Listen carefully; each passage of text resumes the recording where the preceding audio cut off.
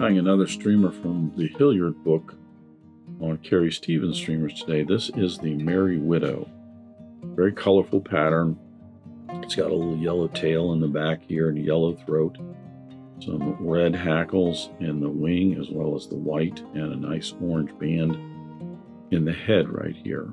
Pretty straightforward tinsel bodied fly. That's the Merry Widow. I'll get started tying.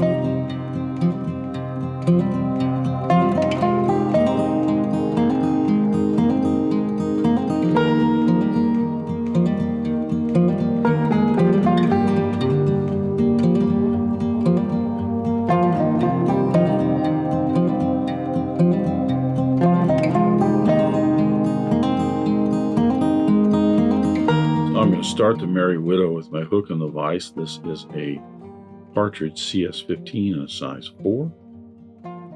It is I think this one's a 10x long streamer hook. I'm going to debarb the hook. Even though this is a tinsel bodied fly, there is a tag on this and a tail of yellow hackles and a tinsel bodied fly. I could use some black thread if I wanted to on here, but I'm going to start out with the white thread. This is a Danville 210 Denier in white. And the primary reason is if I do get any gaps in this tinsel body, they won't show up as much with the lighter thread. And I'm using a 210, a little bit heavier, but it's going to allow me to get from one end of the hook shank to the other a little bit quicker. So I'm going to lay down a base layer of thread here. I'm going to attach the tinsel for the tag and apply that. Then I've got the tail of yellow hackle fibers to tie in. Then I will put a double layer tinsel body on.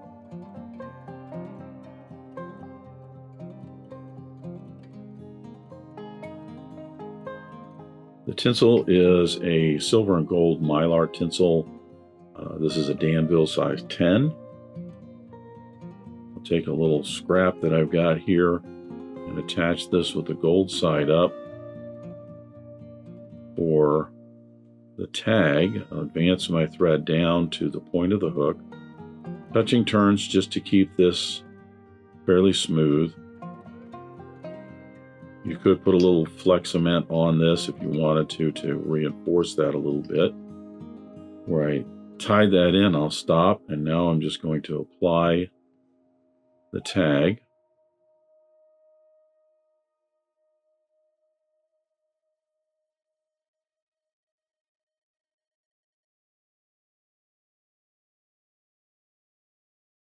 Secure that in.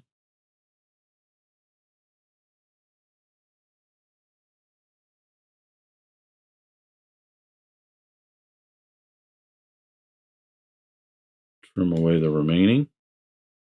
Now it's just a yellow hackle for the tail. I'm using, this is a whiting rooster cape. It's just a yellow rooster cape, simply because it's what I have out. And what I'm going to do is I'm going to trim off most of the fluff on the lower portion of this feather.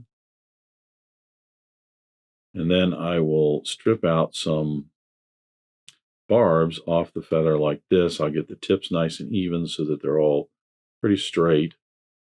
I'm going to strip those off, and that's what I'm going to tie in for the tail. These are just a little bit longer than the schlappen that I have. You could certainly use some schlappen if you want. You don't want these super long. They're generally just going to go past the bend of the hook, maybe, I would say no more than half the shank length, but probably more like a third of the shank length. With those tied in, I'm going to advance my thread forward because I'm going to tie in the tinsel body up front. I'm going to put a double layer of tinsel along the hook shank.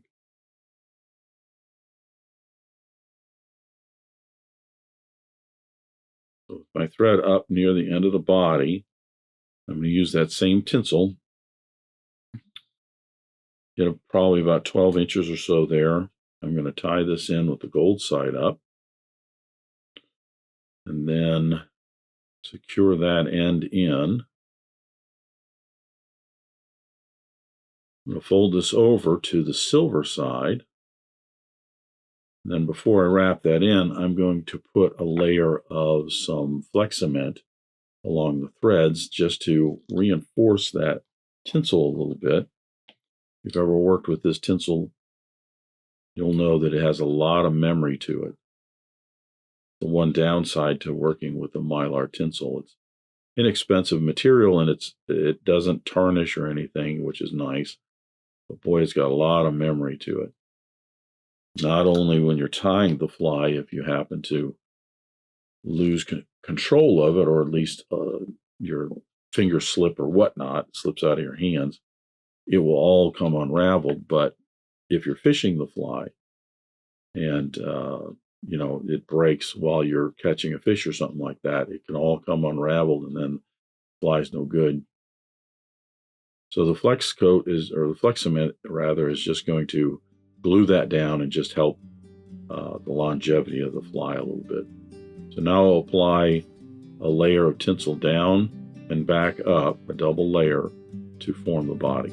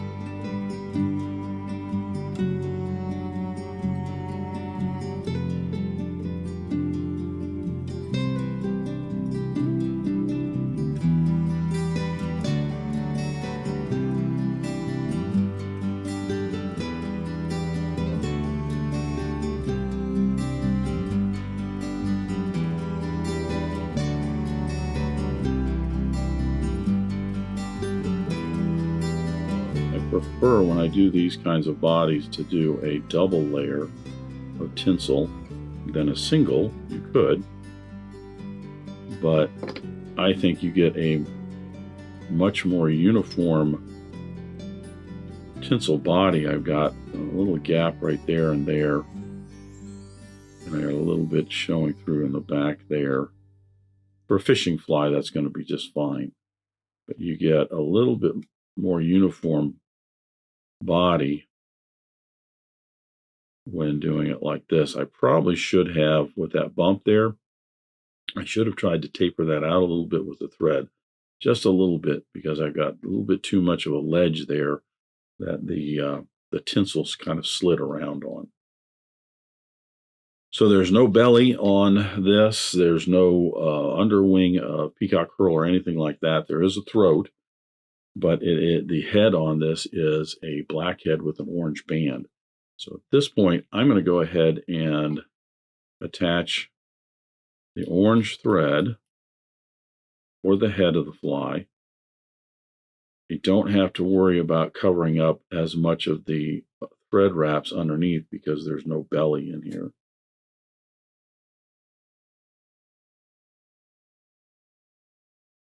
Advance my thread down to the end of the head here, and that's where I'll put the first clump of the throat in. And the throat is just the same yellow hackle. I'm using the same feather basically to give me the hackles for the throat. I want them about halfway down the body.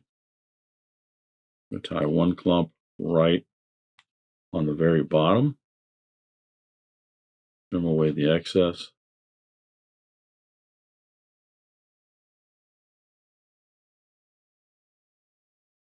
Advancing my thread a little forward. I'll tie the other two that are going to be more on the side. They're not going to be directly on the bottom. Same length.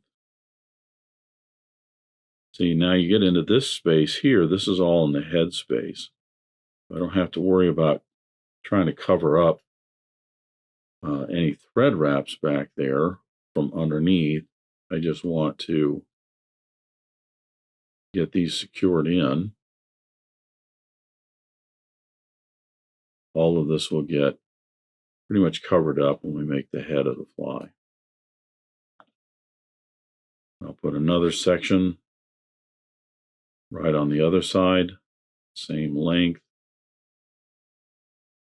And again, it's not directly on the side of the head, but the two of them together will pretty much cover up the bottom here. That's kind of what you're looking for.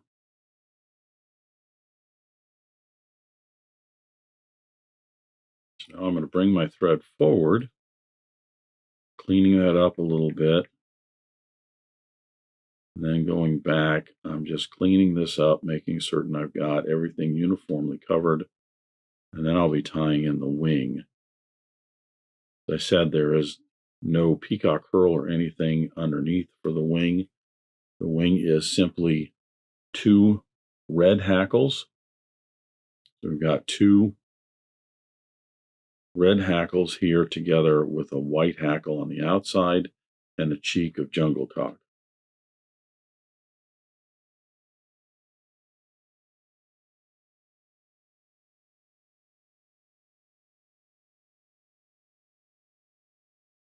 I'll match the tips up on that, and then if I process these correctly beforehand, the base of the wing right there will also match up nice and even. I'll trim away the excess rachis.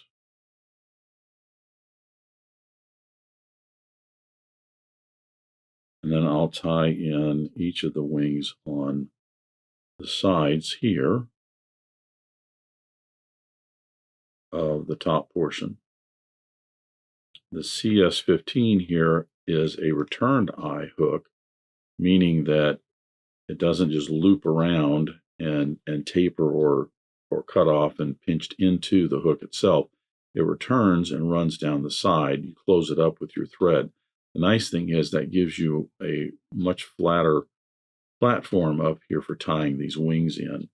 You can get one kind of on this side at the top, and then you get the other one on the other side.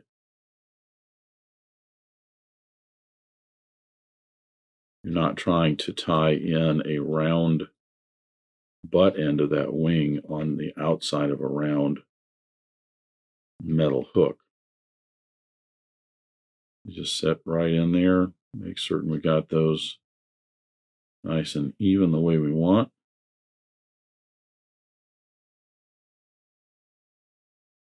Now I will bring my thread down to the eye of the hook and start shaping the head of the fly, as well as covering up all the butt ends of the material. This will shape everything, give it a nice orange base, so I can come back and put two bands of black, one on the rear and one up front. And then I'll end up with my black head with an orange band in the middle.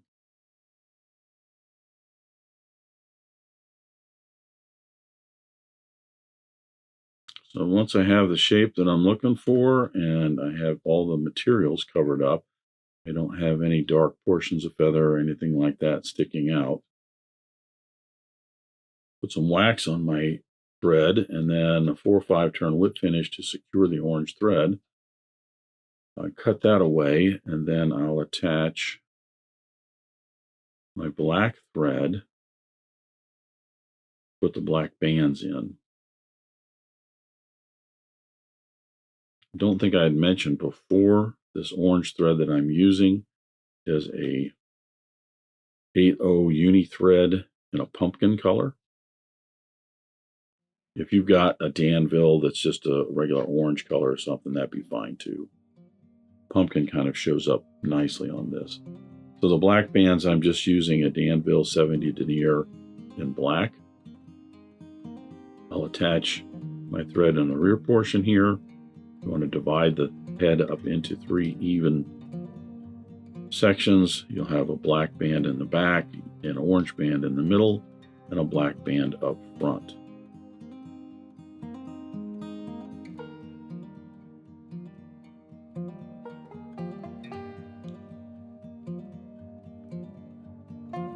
Same as the orange, I'll put a little wax on my thread. 4 or 5 turn whip finish. The wax just keeps that thread from popping out from underneath. Thread wraps. Sometimes when you are doing your whip finish, if you have a lot of tension on your thread right now and you go to cut it, it pops back out from underneath those thread wraps, and that wax just kind of helps it from doing that.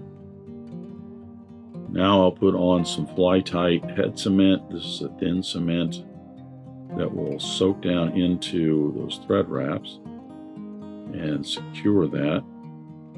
Then I'll come back and I'll put a couple coats of a black lacquer on there. And I just noticed that I got a couple of wraps down here that didn't get covered quite right. I wonder if I could scooch those down with my thumb. A little bit. That worked. Otherwise, I just leave that go. As a fishing fly, it's not really going to make any difference. But if you are tying these to frame or to present to somebody or something like that, just take a little bit more care in making certain that you've got that just the way you want it. So that is the Merry Widow. Colorful little fly, simple techniques. Another nice fly from Carrie Stevens. Thanks for watching today. Thank you for joining me at the Vise today. I hope you learned a new pattern, at least a tip or trick here and there. If you'd like to help Dress Irons, you can like, comment, share, subscribe, all those wonderful things for the video. You can also head out to dressedirons.com where you can buy flies, tools, stickers, and merch, or you can join a growing community over on Locals at the Dressed Irons Fly Tying Guild. You can also donate to Dressed Irons if you want through the link at the bottom of the description. I thank everybody for their ongoing support, as it really does help the creation of these videos. But what's important is to remember, only fly tying. If you're not having fun, you're doing it wrong.